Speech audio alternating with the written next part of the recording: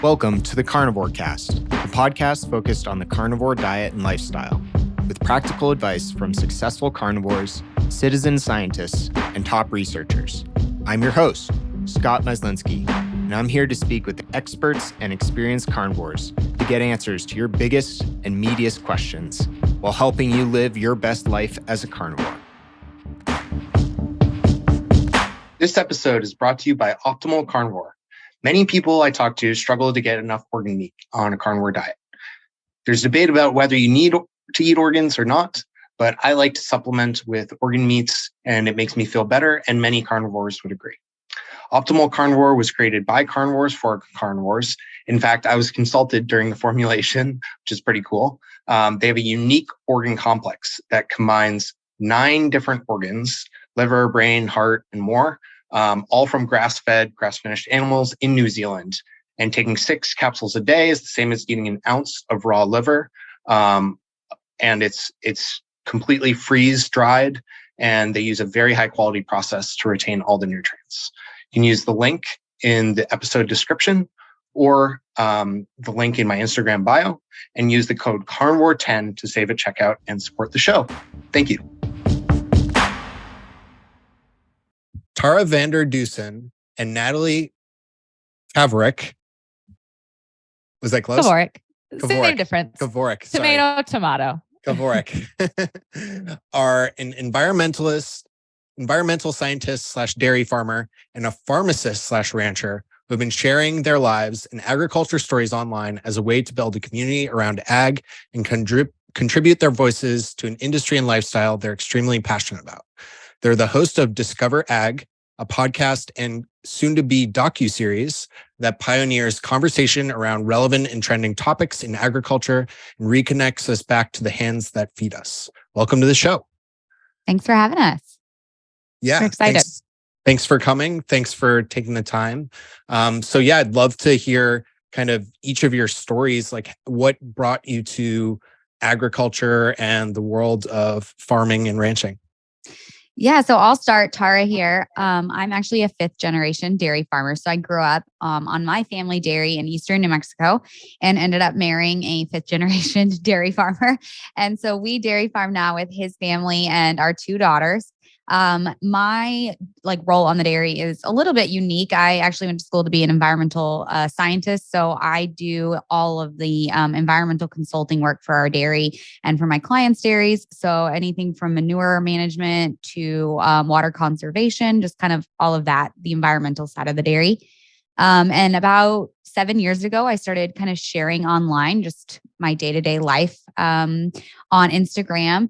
And it grew into, a platform that I never expected, and ultimately led me to meeting Natalie online, where we, over the last year and a half, have grown our business and our podcast, Discover Ag. So like Tara, I was born and raised in agriculture. I actually grew up in Southwest Montana. So I am a Nebraska transplant, which is where my husband and I ranch now. We have a cow-calf operation and some other things, but we mostly do cattle. So I think most people think of Nebraska as corn and crops, and we do not farm. We are just pretty much heavy on the livestock side. Like Tara, I started sharing online about 5 years ago. I also worked part-time off the ranch, which is pretty common in agriculture, I'd say, for one of the spouses to have an income not tied to the operation. And so I worked as a pharmacist. We had a small critical access hospital located in the small town I live outside of. And so I did that for about 2 years, 3 years actually. And then I ended up stepping away from that so that I could kind of go all in on, like Tara said, kind of what we do online, sharing about agriculture with our podcast and then our personal platforms too. Yeah, that's awesome. And can you talk a little bit more about the podcast? What was the impetus for it? How did you 2 meet? And kind of what is your goal with that? Well, I'll start with where we met and I'll let Natalie take over kind of what the podcast is about. But we met online, like I feel like so many people do in this day and age. Like one of the amazing things about Instagram is connecting with people that are like you, but maybe, across the country or across the world.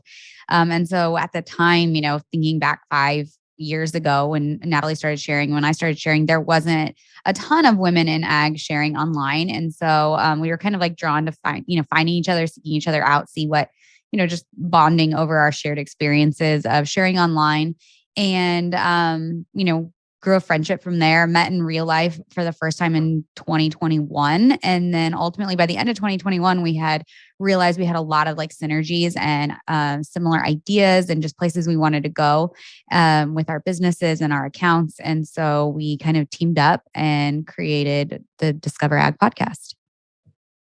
As far as what we chat about over there, it's, as you can imagine, all things agriculture. So I have been a podcast junkie for a really long time, and Tara too. I've consumed the platform. It's such a really unique platform to be able to, just get in the ears of people and just really like learn. But I never imagined starting one. Tara and I, so it kind of happened serendipitously, but we found out really quickly that if you're going to have a podcast, and Scott, I'm sure you will attest to this, you have to be extremely passionate about what you're going to be talking about, week after week after year after year after year. And so we started out kind of, one thing Tara and I have built together is a different business called Elevate Ag, which teaches producers, farmers, ranchers to do what we do, which is share online, effectively share their ag story, use social media as an effective marketing tool for the agriculture industry. And that's actually how our podcast started, was pairing it with that. And then we realized that while we're, have a lot of knowledge in that area, we're much more passionate about just kind of using our voice to share about agriculture, talk about things going in the industry, and just kind of be thought leaders about different things that are happening in agriculture, and also kind of bring it to people who may not be familiar with it. So it kind of evolved. If you scroll back, you'll see old episodes that don't really make sense with what we're doing now. But what we're doing now, we're really passionate about. And basically we just take kind of trending things that are happening in the ag and food space. And then we give our millennial women's take on agriculture. So we try and balance, fun and entertainment with, facts and actual perspectives from people within the agriculture industry of what's actually happening with food and farming and ranching. Yeah, that's really interesting. And you kind of brought it up a little bit, but who is kind of your target audience, and who do you think listens the most? Like, I imagine it is some people who are deep in the industry like yourselves, who have a lot of experience, who love hearing other people passionate about the things they are. But I imagine also it's some people just trying to learn and learn a little bit more about agriculture, starting from next to nothing. Yeah, I would say it is like a healthy combination. Obviously, being in ag, we have on our personal pages have a significant amount of ag followers. So we definitely see those people over there on the podcast listening and tuning in. But it has been really exciting as we continue to grow and reach outside of agriculture and see the people that are tuning in that have, nothing to do with ag. I know just this morning I responded to a DM from someone who said that they were at their daughter's birthday party in New York City. And I was like, oh, I love to see that we are like reaching people that are not in ag, that are just food curious, wondering where their food comes from, how it's produced, and wanting just some information from a farmer's perspective. And so I feel like that's what we're able to give them. Yeah. And what are some of the topics you both enjoy talking about the most? You mentioned like talking about trending topics. What are some things that you've enjoyed talking about recently, you find interesting, you find a lot of engagement around with the audience? Yeah. So one that will probably, depending on when it airs, we just got done talking about meat labeling in the US, some things that have to do with that. We've talked about a lot about dairy, alternative things that are going on across the seas. We've talked about Denmark, Netherlands, Tara. I mean, we cover it's such a wide variety. I will say there is always I feel like a lot of our conversation at the root is around cattle, because obviously as a dairy producer and a cattle rancher, livestock are a big part of our, agriculture lens. And so while we bust out and try to talk about all sorts of different topics, there is obviously a lot of conversation in the news around cattle and cattle's impact, on the climate and health benefits and all of those things. And so those are some of the topics we really love to dive into and get in, kind of get into the weeds of those, of what's going on and what people need to know. Bill Gates just invested into an Australian company that has to do with cattle feed additives. And so we actually just covered that too. So it's fun. We like it, lights our fire. Yeah, really interesting. I have to start listening to more of these. These all sound like fascinating topics. And can you talk a little bit about, I'd like to ask a few questions about kind of the anti-meat narrative and how that's evolved. From my Never heard of perspective, it. from my perspective as like more of a layperson, someone who doesn't really follow the news, there are still like a bunch of headlines around veganism, cattle killing the planet, etc. But it feels like it's almost kind of died down from what it was like a few years ago with like Game Changers and all these documentaries and people going like, maybe people are just more concerned with like the pandemic and AI and other news topics and just in like the chronic news cycle, it's kind of recycled out. But I'm curious how you've seen the narrative evolve over the last 5-10 years and where you think it is today. I will jump in and say we've kind of seen something similar, that we feel like there's a little like change in the tide, maybe that things are turning around for animal ag, that while there are still plenty of headlines out there to address and we cover those in the podcast, there does seem to be somewhat of a movement of people that are like not buying those headlines, that are kind of pushing back against that narrative. And I think it's really refreshing to see. I'm curious to see what the next couple of years look like how much more do people want to like dive into that? Do they want to know more about meat and how it's produced and all of that? And so that's kind of that is a very similar trend of what we've been seeing.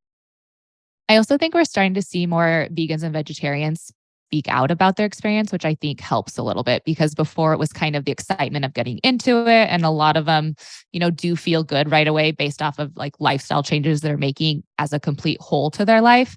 But now I think you're getting people that are, whether it's an emotional thing that they, maybe aren't afraid to speak out anymore, or just getting to the point where they're like, okay, 2 years in, 3 years in, or whatever it is, and my health is absolutely failing me now. And so I do think they're helping kind of stir up a dialogue that maybe just gets people to step back and be like, okay, is this actually, the best path of choice for my body, for my life, and for the environment?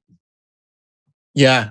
And do you find, I see it in our kind of niche community of like carnivore and keto people, like trying to understand ranchers and farmers more. And I think that's a positive thing. I'm curious what you think. And I'm curious if you think that there are people in the anti-meat movement, vegans in general, or like scientists, politicians, folks who are opposed to meat, do you feel like they are trying to connect with and understand the voice of farmers and ranchers?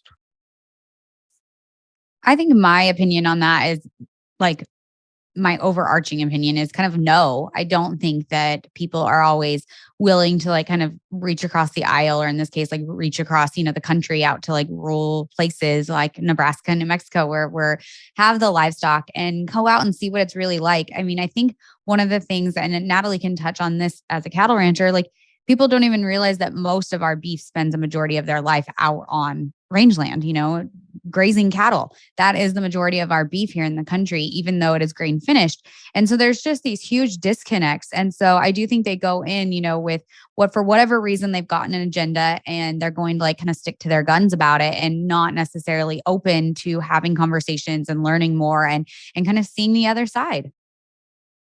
So I'll kind of disagree with that a little bit. I do think COVID has been a little bit of a shift to make people maybe a little bit more interested in where their food has come from.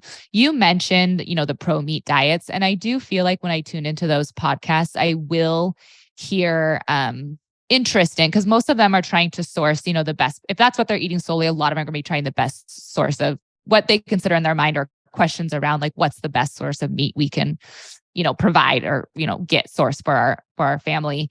And so I do think they are trying to connect more with ranchers. I do think they're trying to source, from locally or maybe, direct to consumer beef companies. And with that, I do think comes like getting to know the rancher more, maybe having awareness around, connecting with the person or the behind the food source.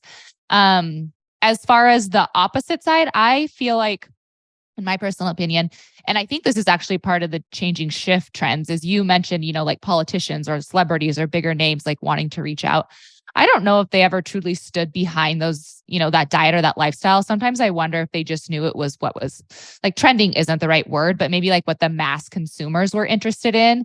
And I feel like some people take advantage of that and just position themselves to like stand behind that or use that in their verbiage or stand behind that headline or tagline. And then, now that that's maybe trending in the opposite direction, will they be reaching out? No, but I think they just like aren't caring as much either way anymore. It's kind of like, okay, what's the new thing that I should get behind in support of, the mass consumers or the public that's going to care about what I care about.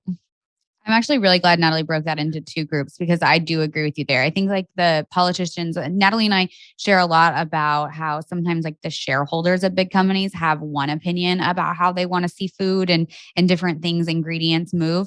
And like people buying products feel a different way. And so I do think that the average consumer, probably as Natalie mentioned, because of COVID, does have more of an interest in food. But it's more like the policymakers or, the shareholders of companies that I think might still be out of touch with the food industries. Yeah, it's interesting. And I want to talk about some of the biggest myths you see. And I think one small one we can start with, this one's a little more niche. But Natalie, you mentioned people on like Pro Meat podcasts talking about getting what they think is the best source of meat. So I want to dig into that. What did you mean by that comment? I think I know what you mean, but I'd like to hear what you were thinking there. Yeah. So your listeners may or not be aware of, the sort of regenerative agriculture and I think underneath that falls like grass-fed beef versus grain-fed beef. I am not against the word regenerative agriculture. I would say that that's what we practice here at our operation. I just think there's a spectrum of it. And I think obviously the more we talk about it and the more we have dialogue and conversation around it, the more we become aware of it. My biggest fear with people using the word regenerative agriculture is that it's a yes or no, that people would look at our operation and say, you're either, regenerative and you're doing it, what we think is the best, or you're not. And you interviewed Jeff Smith. He's a Colorado rancher.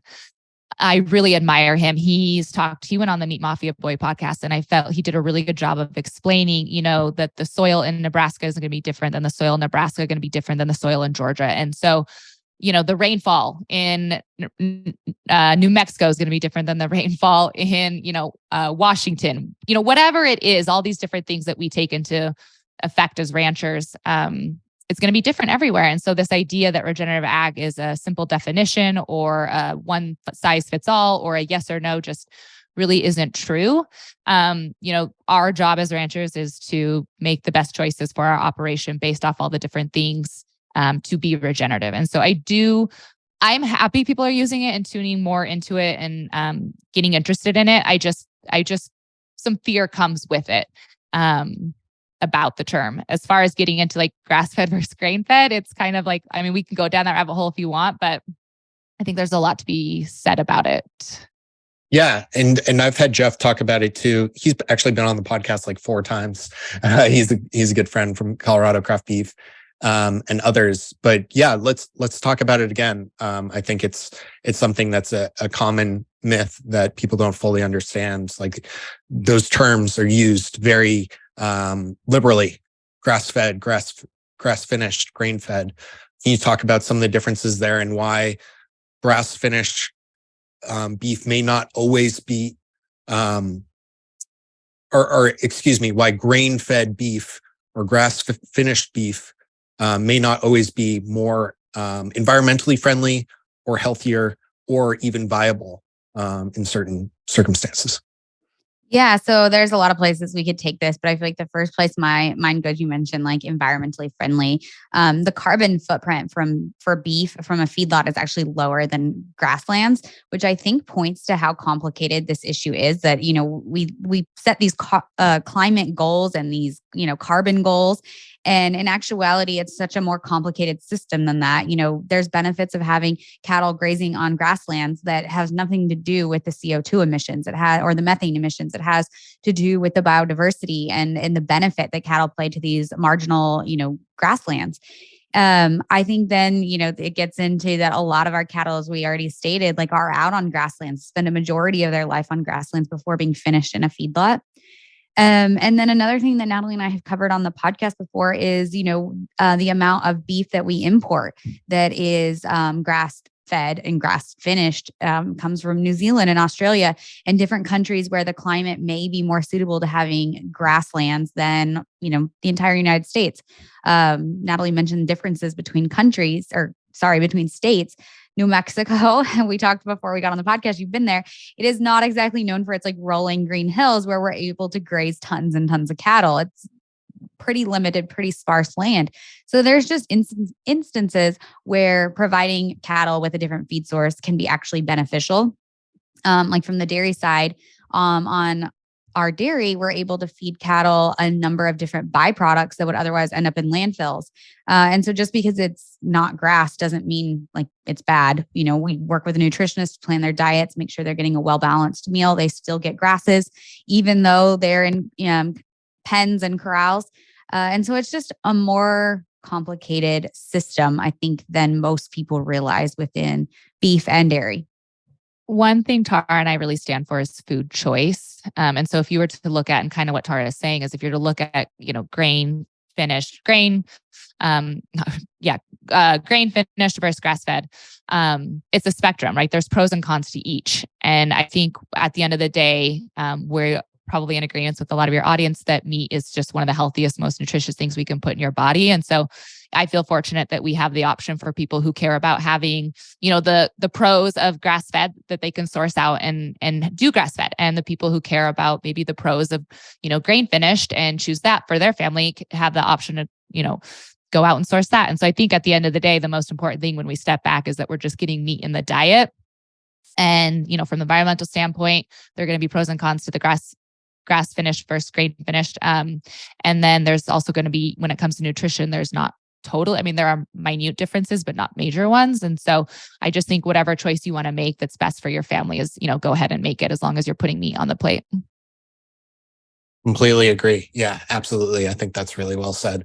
And what are some of the other big myths that you think still persist around meat and in the anti-meat narrative, or misinformation about dairy farming, cattle ranching, that you like to talk about? One of the ones that Natalie and I love to talk about is kind of the word factory farming. I feel like that word gets thrown around a ton when in reality, I'll let Natalie cover the beef side, but on the dairy side, 98% of all dairies are family owned and operated. And that just because farms are bigger, even family farms that are bigger, like big doesn't mean bad. It doesn't mean that like there's not great animal welfare standards, that they're not doing everything to, protect the environment. And so there's just a ton of conversation around there. I also think for whatever reason, people like to not assume or just put characteristics on plant-based, that it's not factory or industrialized. But if you've ever seen some of the vegetables that we love to consume being harvested, it is very much like an industrial process, harvesting millions of tons of potatoes or onions or whatever it is. I think people think for those reasons, those specialty crops are like smaller, more localized, when that's not necessarily the case. And that's not to say those are bad. I just think that there is like a disproportionate emphasis put on factory farming for cattle compared to other pieces of the ag system. Yeah, Tara said it best when she said that often when we think of our food, we think bigger is badder and smaller is better. And that's just not the case. There could be a really large operation that is doing a better job than a smaller operation. And there could be a smaller operation that's not managing their cattle and they're actually, eating up their grasslands and doing a worse job than the larger one. And so I would love if I could see our food system move away from that narrative that, bigger is bad, machinery is bad. I think we all still have kind of that idyllic picture of like the old red barn and a farmer out hand milking. And I just don't understand why that's more appealing than like maybe having, technology involved where it's made it more safer and it's more regulated and controlled. And, whatever that technology brings, it's like for some reason, I feel like in every other sector in the United States, and I guess maybe, in any nation, technology is always seen as like a good thing. Welcome to the industry. And when it comes to food, for some reason, I feel like it brings so much fear around like what that does to the food. And it just doesn't make sense to me. Yeah, that's really interesting. It's definitely an emotional topic for people in so many ways. It's funny. You say that because I was just listening to another podcast. We actually interviewed her. She's going to be coming up on mine. She's our podcast. She's a research. She's out of Colorado State and she does research there. And she said that the food industry is the only industry where emotion is on the same level as science. And I think that's really interesting because it's so true that a lot of times science rules everything. But for some reason, when it comes to our food or the environment or whatever it is, it's like emotion has just as much weight as science, which makes it really, really hard when you're coming at things from like a science point to combat the emotion. Yeah. How do you both like to deal with that when people come to you and they're very emotionally charged about a topic surrounding farming, ag, ranching? How do you think about that? So I feel like there's like two different types of people. There's the people that have an agenda and don't really want an answer. They aren't looking for an answer. They're coming to your page to just leave a comment and kind of give their 2 cents. And then there's the people that genuinely have a question. And so I feel like kind of figuring out the difference, like spotting the differences between those. And then I feel like when people have a genuine question, a lot of times the root question really is like all the same. It's like that they want to know their food is safe, right? They want to know it's nutritious. And so I feel like kind of stripping it of its emotion and getting down to like what the actual point is. And then trying to come back, like warm and welcoming to questions. I think as farmers and ranchers, we can come off really defensive, and the internet doesn't help. Text never, lots is lost in text messaging and not having audio and emotion in there. And so trying to come back like fairly open to having dialogues with people. And so I think there's, you have to take each comment as it comes and then kind of go into it with that attitude. And do you feel like there, Tara, like specific myths to dairy that you hear a lot about? I know Natalie's probably laughing because we talk a lot. Like dairy gets hit, I think, even harder than beef a lot of times. Really? Interesting. Yeah, I think dairy, it definitely is like a more targeted part of animal agriculture beyond even beef and cattle ranching. There's a lot of misconceptions about dairy. Some like off the top of my head is like, antibiotics in milk. Like there's no antibiotics in any milk on the shelf. Like it's tested to the parts per trillion. And no matter how many times you say that, like you still get that question, that comment. Some of the problems I feel like we've kind of created, like the RBST, like no milk on the shelf in the United States has RBST. It's no longer like it's outlawed.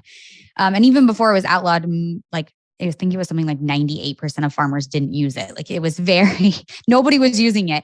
And so, that was like kind of like a self-created problem, I guess. We started using a product, consumers didn't like it, so we stopped using it. It's pretty much as simple as that. And, so those are some of the big, I feel like targets as far as the actual product goes. And then from there, it's, breaks down into conventional versus organic, grass-fed versus conventional, like similar to beef. It's really interesting you bringing up the RBST. So my wife and I have this joke that we make. It's like a stupid joke, but like when we buy produce from the store, and sometimes you get like fruit that's just like massive or like zucchinis or something. And you're like, oh, so we'll say to each other like, wow, look at these all natural zucchinis, like making a joke that like clearly they're not. But then I was thinking about that yesterday. I was like, what does that actually mean? Like the word natural, it's this buzzword that people are obsessed with. But like, if you get, say, like a turkey leg from the store and it's clearly like, or chicken breasts and they're huge, right? They're clearly, there's something different than these chickens than like the average chicken that evolved however many years ago. But maybe they've just been selectively bred that way. Or maybe they are using hormones to grow the chicken, but like, is that necessarily a bad thing? So I guess, how do you think about some of those practices that make like create more food and people having this attachment to natural? Yeah, I think people do have a big attachment to the word natural. And I always laugh because I'm like, arsenic is natural too.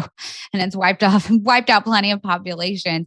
But like, if you think about where corn came from, it like just, you could use any vegetable actually, or any, like we have selectively bred lots of things to provide more food. A banana, if you look at the origins of a banana tree, it does not look like our bananas do today. And that's going to be across the board because of, selecting the breeding patterns. For me, when you bring this up, it sets me into the whole kind of territory of food labels, which Tara and I will joke all the time on our podcast that like food labels, you can't live with them and you can't live without them. It's like, what would a world be like without them? But the world with them right now is just extremely confusing and overwhelming. Yeah. And so there are labels that I don't even know. I mean, I obviously source beef from our own cattle ranch. And so I'm not shopping in like the protein sector a ton. But the other day I picked up chicken in the store and there was a couple labels on there that I was like, I don't even know what this is talking about.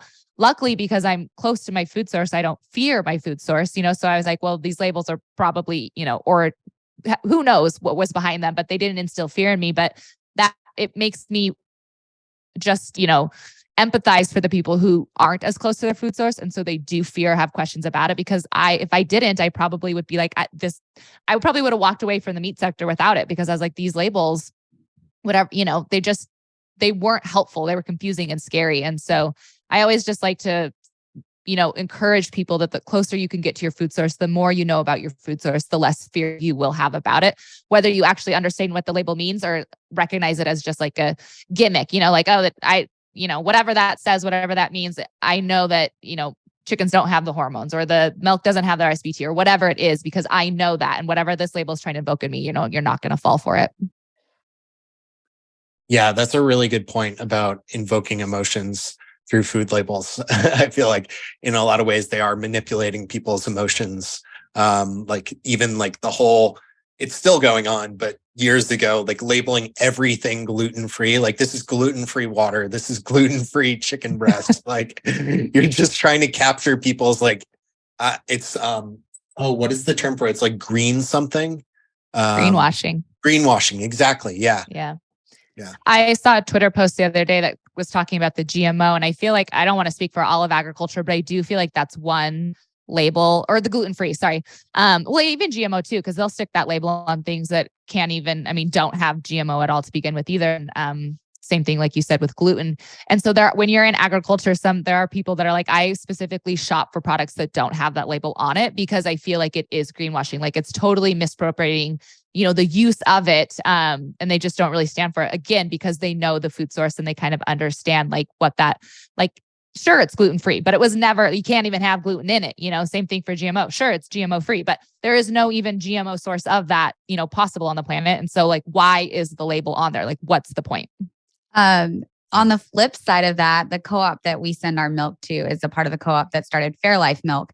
And I at some point, I don't know if it still does, but I feel like there was a gluten-free label on the milk. And we were like, we kind of fought back on it, and we're like, that's ridiculous. We don't need a gluten-free label on milk. And they were like, if you saw the emails we got, you would see why we added that label. And it was kind of like, okay, so if you don't have it and people aren't aware, are you going to be missing out on marketing opportunities? So it's like a double-edged sword, that it's ridiculous, but at the same time, if people don't know, they don't know. I actually had that exact conversation with the direct-to-consumer beef company, because they're like, I feel so silly saying no antibiotics ever, and whatever, all natural, whatever their 3 other claims were. But they're like, every other direct-to-consumer that we're competing with has those labels. And if we don't put those labels on, then the consumers are going to question, why aren't we all natural? Why are we using, whatever they were? And so you're right. It is this marketing tactic that's been completely skewed, where it's you're damned if you do and you're damned if you don't. If you don't put the labels on, then it's problematic. But if you do, you're kind of contributing to perpetuating a problem. Yeah. Yeah. That's, you have to play the game, unfortunately. Yeah. Yeah. Especially when you're a small direct to consumer, or, these people that are just trying to, that they're not the larger, behind larger producer means in agriculture. Yeah. Do you feel like direct to consumer, the move to more direct to consumer and the pandemic has been helpful for ranchers or operations that want to start up and sell in that way? Or do you think it hasn't really benefited them and it's more so benefited larger operations? No, I think it's beneficial. I definitely see more people, more operations getting into it. That's actually how I started online. Was I had launched a direct to consumer with my friend. Anyone who's a direct to consumer will tell you the margins are very tight. It's very hard to do. It's not fit for every operation. And Jeff has actually talked about this before. I don't know if he mentioned it on any of the episodes you did with him, but I feel like the best way you're going to do direct to consumer is if you like go all in on direct to consumer. And so I think the people that maybe they have a new generation coming back to the operation where they need to figure out how that, the operation as is can't sustain another family member or another family. Well, maybe if they had direct to consumer, it could. And so I think options like that, where they go really gung ho into it, it works for them and it's been a benefit. I think for producers that are trying to maybe like dabble in it or see like, well, I'll just sell off, the extras that don't, or like whatever that looks like, it's not going to work as well. Like it hasn't been as beneficial to that operation then. Yeah, I worked closely with Bel Campo, and it seems like they kind of collapsed. Yeah. And they were threading both the retail, restaurant, and online direct to consumer at the same time. Yeah, that's a lot of like balls in the air. I feel like kind of on the flip side, like I always get asked online if we, bottle our own milk. And it's like, no, that wasn't like, I know that's not an interest in my husband at all to be, operate like a farm store or figure out how to bottle it and then distribute it. Even with Fairlife, we ended up partnering with Coca-Cola, which was super controversial because we were like a grassroots organization, grassroots brand, Fairlife. It was started by 99 dairy farm families, but we needed help distributing it. Like that was just like the truth of it, that we were not a distribution company. We were local farmers in New Mexico that were trying to get this brand to be, it is now a national brand, trying to get it across the country. And so it's not every farmer's like goal or dream to have to deal with like kind of that side of the business, that they'd have to market their product and figure out how to distribute it and all of the things that go into that. And so I think it's incredible when people want to buy direct from the farm and from the ranch. And on the flip side of that, I'm also like, my milk goes to the basic cheese on the shelf. Like you can feel good about no matter what your food choice is. I will say for anyone tuning in that does buy direct to consumer, though, thank you for doing that, because for the families that are like, that is a passion of theirs, that is something they want to bring to their operation. Again, those margins are slim. And so it really does make a difference when you are buying from direct to consumer, because it's not an easy business. Yep. Yeah. One thing I've asked, everyone I've had on from, White Oak Pastures to Jeff to every type of rancher I've had on the show is like, how can people get more involved and support the ranching and farming community? And I'd love to hear that from both of your perspectives, because I think you'll have interesting answers.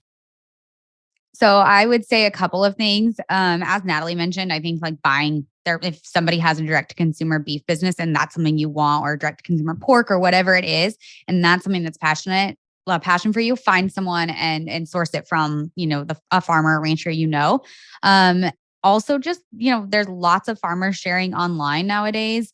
And I know I even follow tons of farmers that are outside of the cattle industries because I love to learn about agriculture. But then when you have a question, you have someone that you can turn to and ask. You can bring up these conversations and you can ask them, the tough questions when something arises for you.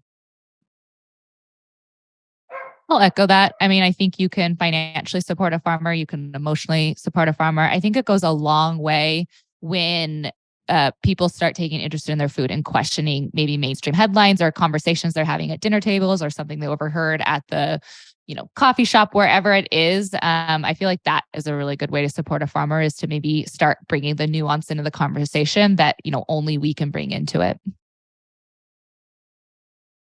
Yeah. And I guess how do both of you like to dispel or like educate? I think educate is the word I'm looking for. Educate folks who think meat is awful, meat is bad for the environment, my vegan diet is saving the environment. How do you go about educating them in a productive and like, non-demeaning type way? Like what's your preferred way to explain that? Through our podcast. No. You just sent him to the podcast. Yeah. No, it is hard. I think it goes back to answering what Tara said, is like stripping kind of emotion out of it and getting down. I mean, I think it's important to bring emotion though, because sometimes if you come into a conversation just with the stats and the facts and like ready to go from that angle, you lose people without the emotion too. So it's like this balance.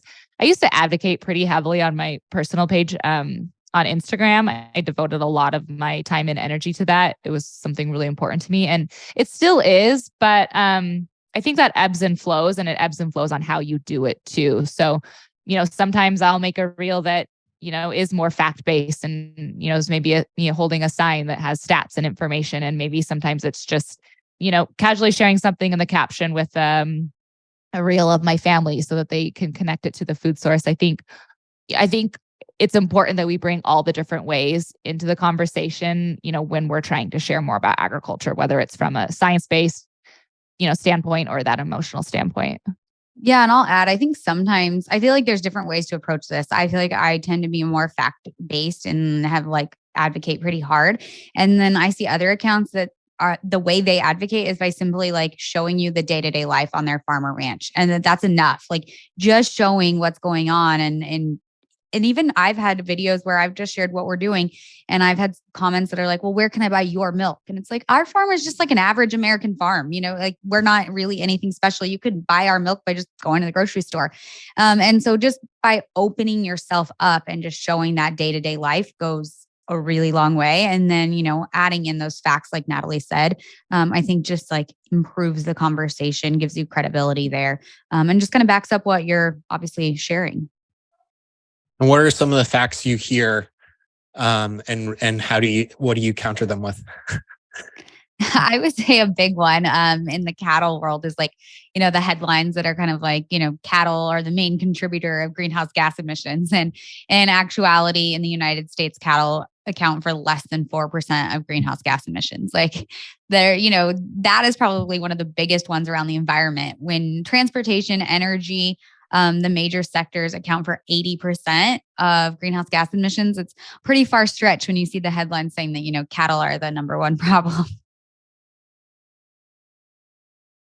Yeah. And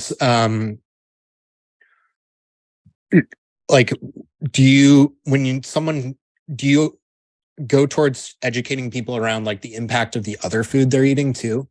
Like the fact that if you're eating a vegan diet, a lot of those foods that you're eating to get all this plethora of vegetables and avocados and nuts, those require a certain environmental impact as well. So yes, I do. One of the things that I like to talk about is, if you are choosing like a milk alternative that doesn't have as much protein as cow's milk, you're going to have to consume more food, a different food source to get that protein. So by default, you're increasing your greenhouse gas emissions, like carbon footprint for your food, because you're going to multiple sources in order to get like the equivalent of cow's milk. But I do try to tread lightly on this topic because I feel like all of ag, like I don't have anything against almond farmers, even though they produce almond milk, And so I do think that we do have to have these comparison conversations because there is this like myth out there that like, cattle use all the water and cattle are bad. And it's like all food uses water resources, has an impact on our environment. And so not necessarily trying to pit one against each other, just having like a frank conversation that all food uses natural resources. Yeah, like Tara said, I think it can be tricky because when you're in agriculture, the last thing you want to do is like slam down another sector of agriculture. It's kind of the same thing when it comes for me and like my cattle out grazing. I could say how much more beneficial that is than like the row crop farmer, that's maybe creating the soy that goes into the soy burger they're eating. But at the same time, like agriculture isn't big enough to be against agriculture. And so if my platform is going to be like slamming down, another way that we operate to get food into the homes across the nation and across the world with exportation, that I'm not doing, that just can't be my sole stance. Like Tara said, I think it's important to have that part of the conversation. Unfortunately, agriculture understands that it's like trying to get the everyday consumer that is a little bit removed from it to like look at things with that broader lens. But it always makes me a little bit uncomfortable if I have to like point out and blame other sectors, because it's just, there are pros and cons to our food system, right? So the people that are doing it at scale, that's what gives us the affordability. That's what gives us, the ability to have it fast and quick and at large scale. And so it's hard to point fingers and say they're doing it wrong, we're doing it right, because we have to put food on the table at the end of the day. And it's going to take a bunch of different ways to do that. Yeah.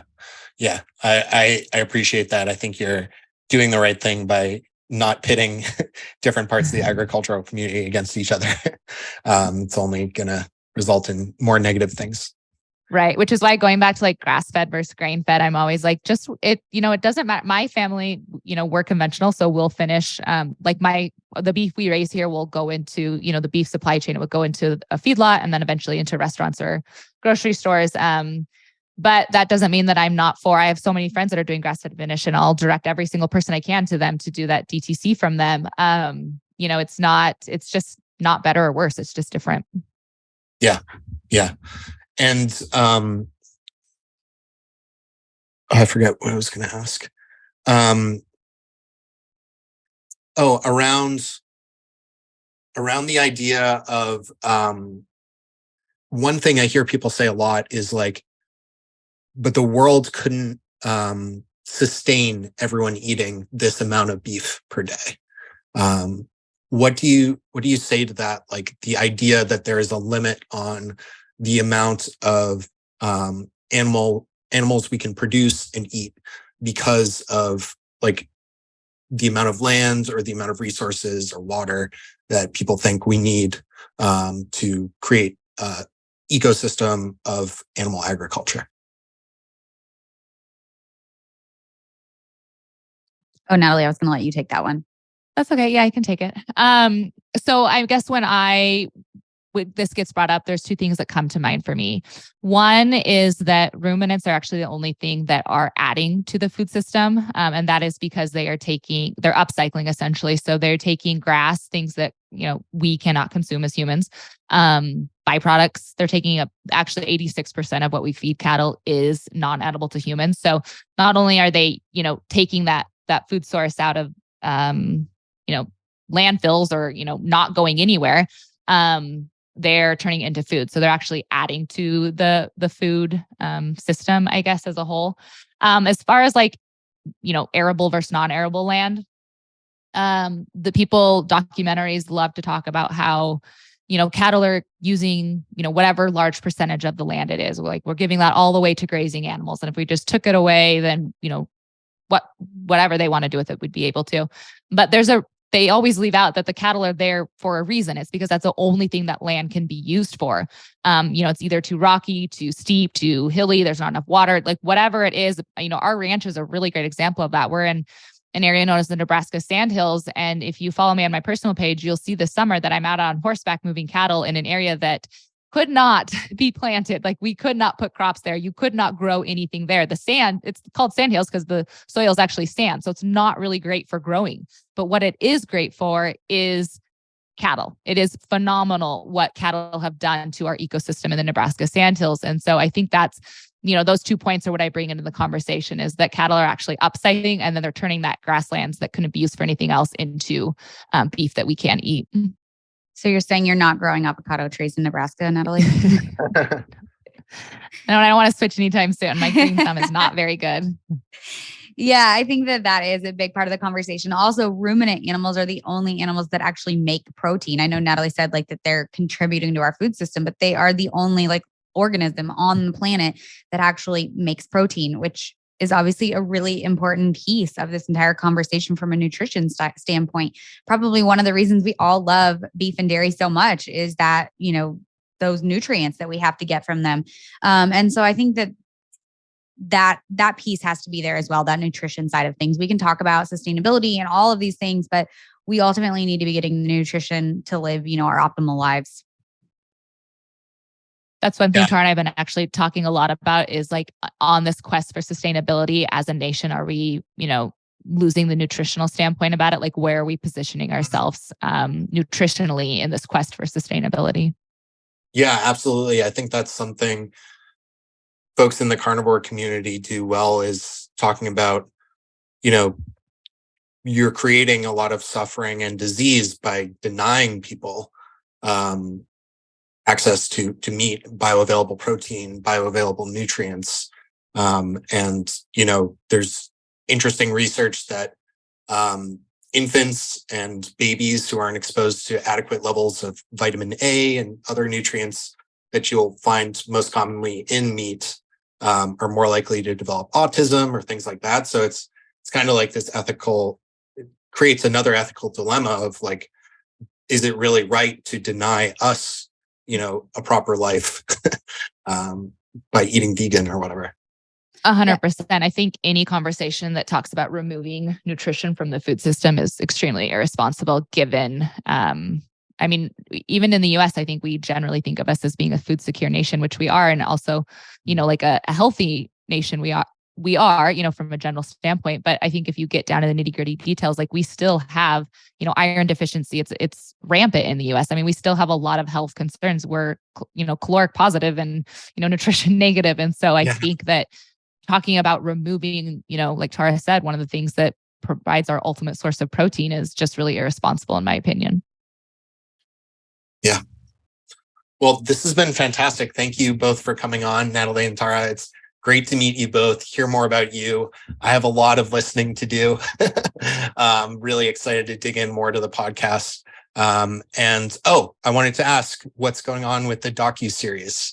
What is that? What are you doing there? Yeah, so we in the fall filmed our pilot episode of our docuseries, and it is, kind of conversations like this where we were able to go out to a farm, ranch, all sorts. Each episode we'd be focusing on a different commodity, a different crop, a different sector of agriculture, and be able to talk with the farmer and really bring that to people. I'll get their questions answered, see what it actually takes. In this pilot episode, we cover cotton. So what does it actually take to get, from a seed in the ground to the cotton that we wear and use every single day? What are the challenges those farmers face? What are the exciting opportunities that maybe are coming up for them? How has the industry changed over the years? And so more to come on that, but we're in a really exciting place with that. Cool. And where else can folks find you? I'll have links to everything in the podcast show notes. Well, anyone tuning in is probably a podcast person. So we'll first and foremost just direct you over to our podcast, Discover Ag. And then from there, you can probably find us anywhere too. But for anyone listening who wants to know right now, our two main social platforms are Instagram. And so the podcast and Instagram. And so Tara's at Tara Vanderdusen, and then I'm at Natalie Kovarik. Awesome. Well, thank you both very much for your time today. It's been an absolute pleasure, and can't wait to share this with folks. Thank you, Scott. Thanks for having us on. This was fun. If you enjoy the show, please consider supporting the Carnivore Cast on Patreon. By becoming a patron, you'll help us reach more people and continue to create content on carnivore. There are also exclusive perks available, such as private Q&As, consultations with me, and more. Become a supporter at patreon.com/carnivorecast. Check the episode description for the link. Thank you, and I'll see you there. Thank you for listening to this episode of the Carnivore Cast. If you enjoyed this episode, please review on iTunes. It really helps us out. And share it with a friend. What questions would you like answered, or who would you like to hear from in the carnivore research community? You can find me on Twitter, Instagram, and Facebook at CarnivoreCast, or go to carnivorecast.com. You can also email me at info@carnivorecast.com. I'd love to hear from you. Until next time, keep it carnivore.